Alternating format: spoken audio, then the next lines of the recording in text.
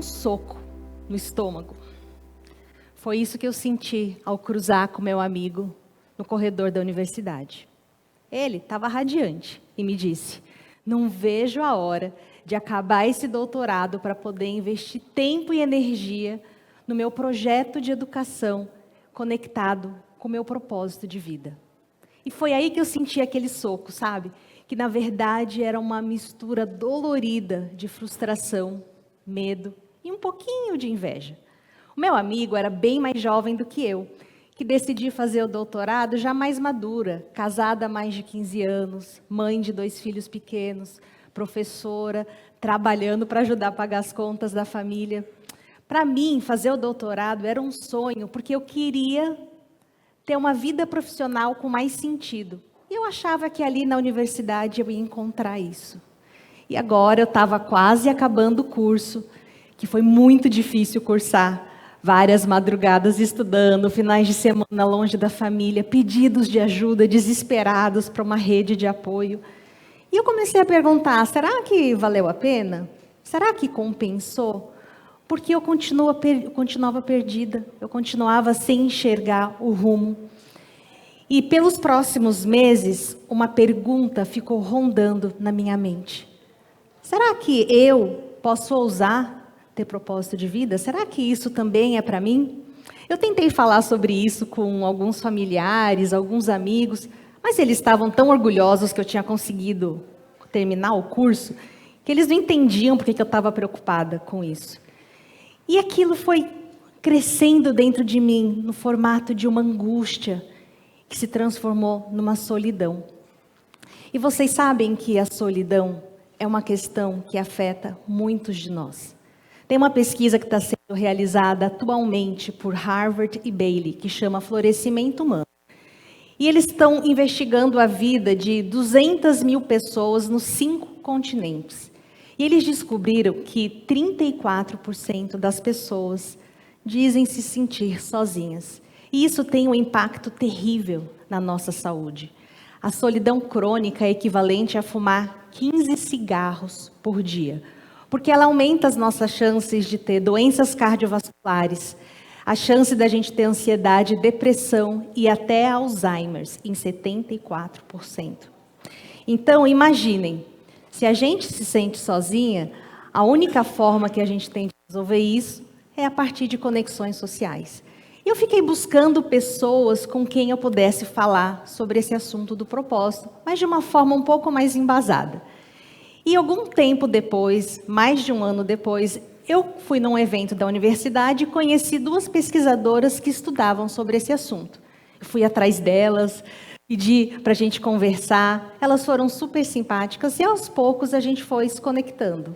Uma ia na casa da outra, a gente falava sobre sonhos, projetos, ideais.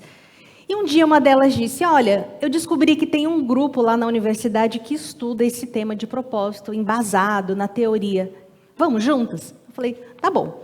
E eu fui com elas porque, na verdade, eu queria ter mais conhecimento sobre o tema, mas eu também queria aprofundar a amizade com as 2. E naquele grupo, eu entendi que a minha visão sobre o que era propósito, ela estava errada. Porque eu estudei o trabalho do William Damon, que é um pesquisador da Universidade de Stanford. E ele fala, a partir dos estudos dele, a maior referência nessa área, que o propósito, aquele que dá sentido para a vida, aquele que nos preenche, que ele tem 3 características. Primeira, é uma intenção futura estável. Não é uma coisa que muda todo o tempo, é estável e que nos ajuda a tomar decisões no presente. Segundo, o propósito está muito conectado com aquilo que a gente tem de melhor. Os nossos talentos, habilidades, sonhos e até aquelas dores que fizeram com que a gente aprendesse coisas importantes na vida. E terceiro, os propósitos que dão sentido para a vida, eles têm tudo a ver com aquilo que a gente contribui para outras pessoas ou para outras causas. Então não é só sobre nós mesmos. Na literatura de propósito, a gente encontra uma metáfora que eu acho linda, que viver com propósito é você viver como um barco indo na direção do sol. Talvez você nunca chegue lá, mas você sabe qual rumo seguir. É como um professor que quer ajudar os seus alunos a terem uma educação de qualidade. Ele não vai conseguir fazer isso para todos os alunos do mundo, mas para os seus, ali no dia a dia, ele pode viver essa realidade. E depois de começar a conversar sobre esse assunto e entender, eu percebi que eu já não sentia tanta angústia, apesar de não ter todas as respostas ainda. E aí veio uma hipótese na minha mente. Será que é pelas conexões sociais que eu vou encontrar o meu propósito? E o engraçado é que a gente sempre busca encontrar alguma coisa que nos falta.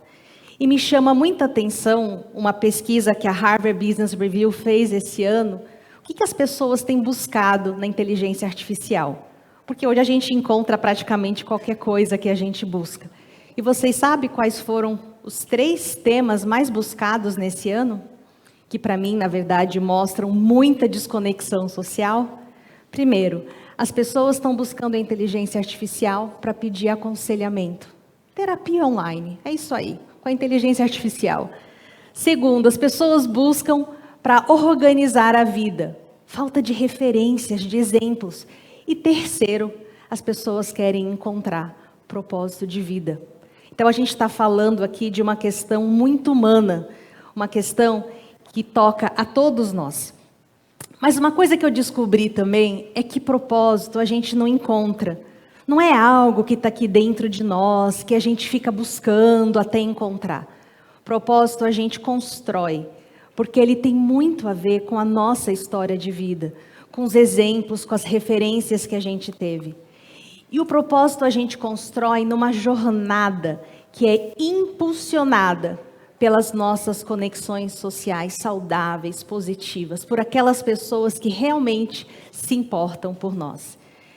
E estudando sobre esse tema, porque depois que eu vivi tudo isso, e na minha jornada para encontrar propósito, eu falei, não, eu preciso entender para levar isso para as pessoas, estudando e aplicando isso no meu trabalho, desenvolvendo habilidades sociais e emocionais em escolas, universidades, organizações, eu descobri que essa jornada até o propósito, ela passa por 4 dimensões, que eu chamo dos 4 P's da jornada até o propósito. Eu quero contar para vocês quais são elas. A primeira dimensão, o primeiro P, é pertencimento.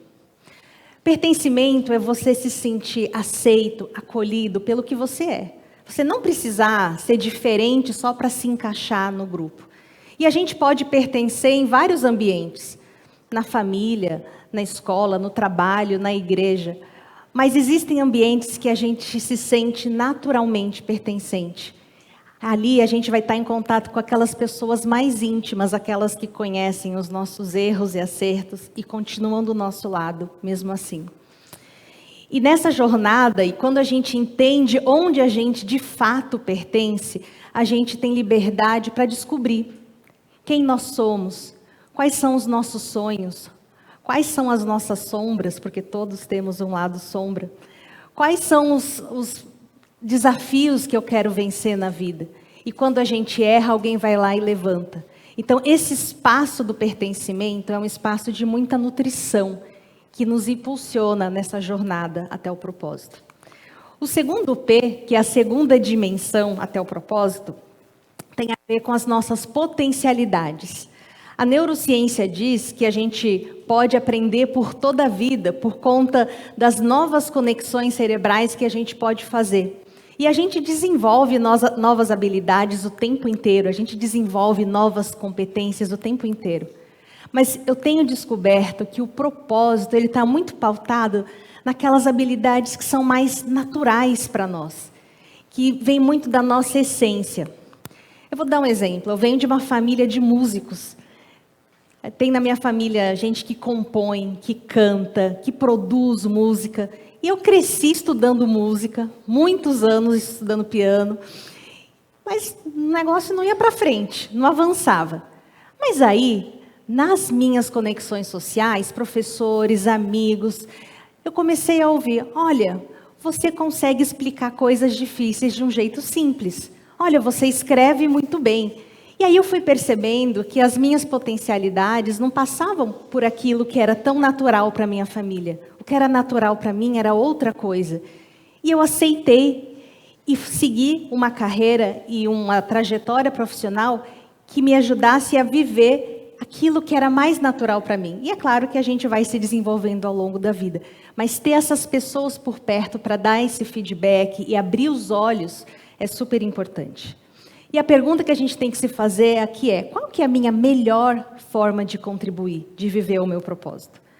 Bom, o terceiro elemento dessa jornada, a terceira dimensão, são os projetos. Todo projeto tem começo, meio e fim, tem estratégia, método, mas os projetos geralmente são feitos em grupo, de forma colaborativa. E os projetos são a forma da gente pegar o nosso propósito e colocar no mundo, deixar com que ele fique real, tangível, que ele chegue até as pessoas. E um grande mito que a gente tem em relação ao propósito é que é só no trabalho que eu vou ter projetos que tem que ter sentido para mim. É como se a gente quisesse botar todos os ovos no mesmo ninho. E isso não é verdade. É claro que a gente quer e deve buscar ter um trabalho com sentido. Afinal de contas, a gente gasta mais de 50% da nossa vida no trabalho. Mas vai ter fases que o trabalho não vai ser o que a gente espera. Vai ter fases que a gente vai precisar fazer transições, porque os nossos valores não batem mais com aquilo que a gente encontra no trabalho. E essas transições, geralmente, elas não são rápidas. Então, a gente tem que entender que o trabalho não é a nossa única fonte de propósitos. A gente tem projetos na igreja, na escola, no voluntariado, projetos pessoais, projetos de autocuidado. E nos momentos de transição, esses são os projetos que nos nutrem, porque a gente pode viver o nosso propósito em outros ambientes. E eu amo pensar que os projetos, quando são compartilhados, eles aprofundam as relações.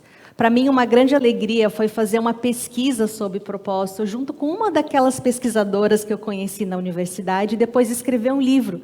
E pelo fato da gente estar junta, potencializou essa mensagem, ela chegou a muito mais lugares. Por fim, a quarta dimensão na jornada até o propósito é a prosperidade. E eu não estou falando aqui só de prosperidade financeira, apesar de encontrar muita gente que, porque vive o seu propósito, mudou a sua situação de vulnerabilidade, teve mais oportunidades para sua família, prosperou mesmo. Mas eu estou falando aqui de prosperidade, de bem-estar, de relacionamentos, de espiritualidade, de fé, de amor. Esse tipo de prosperidade que falta tanto. E eu vejo que hoje nas organizações, nas empresas, nos ambientes de trabalho, as pessoas estão muito adoecidas, porque falta relações de qualidade nesses ambientes. E eu vejo que o sentido do trabalho, ele está muito pautado em relações boas, em relações positivas, onde as pessoas se respeitam, onde existe segurança, onde existe confiança para poder produzir junto. E quando isso acontece, aí as realizações, elas vêm como uma consequência, porque existe esse alinhamento de visão e de desejo. Se você é uma liderança, talvez um dos principais legados que você vai deixar é criar espaços para o seu time se conectar de uma forma mais real. Não só para falar de projetos de trabalho, mas para se conhecer como pessoas que têm desafios e dificuldades. Eu não sei em que etapa da sua jornada até o propósito você está. Talvez você já tenha muita clareza e você vive sustentando esse propósito. Para mim, esses 4 P's vieram nessa ordem, começando no pertencimento. Mas talvez para você foi num projeto que você se envolveu, que você descobriu ali um pertencimento com um grupo que você nem conhecia, descobriu potencialidades que você nunca tinha explorado e você prosperou. Não importa a ordem, ela pode vir de maneiras diferentes para todos nós. Mas a verdade é que na jornada até o propósito, a gente pode muitas vezes perder o rumo. Pode vir a doença, pode vir o desemprego, dificuldades financeiras, pode vir a traição, frustrações profundas. E aí? A gente para de viver o nosso propósito? Eu tenho visto que nesses momentos, as conexões humanas reais, profundas, são a nossa bússola. Aquela pessoa que realmente se importa com você vai te falar: olha, é lindo ver você vivendo o seu propósito, mas você precisa parar um pouco para cuidar da sua saúde. Olha, é maravilhoso ver o que você quer fazer pelos outros, mas agora você precisa cuidar aqui dos seus filhos, eles estão precisando de você. E essa bússola, gente, é algo poderoso, porque essas conexões sociais, essas pessoas importantes na nossa vida, elas nos ajudam a construir, potencializar e sustentar o nosso impacto no mundo. Hoje, quando eu penso naquele soco que eu levei no estômago lá na universidade, eu tenho certeza que ele foi essencial, porque ele me colocou em movimento, numa jornada de muitos altos e baixos, numa jornada que continua tendo altos e baixos. Mas eu sei que eu não estou sozinha nessa jornada. Tinham pessoas segurando na minha mão. Então, a jornada ela acaba se tornando uma parte essencial que te faz ampliar os horizontes, ver novas possibilidades, aprender, ter capacidade de sentir mais empatia pelas pessoas a quem você serve com seu propósito. E hoje eu te pergunto, quem está segurando a sua mão na sua trajetória para construir e sustentar o seu propósito de vida? Obrigada.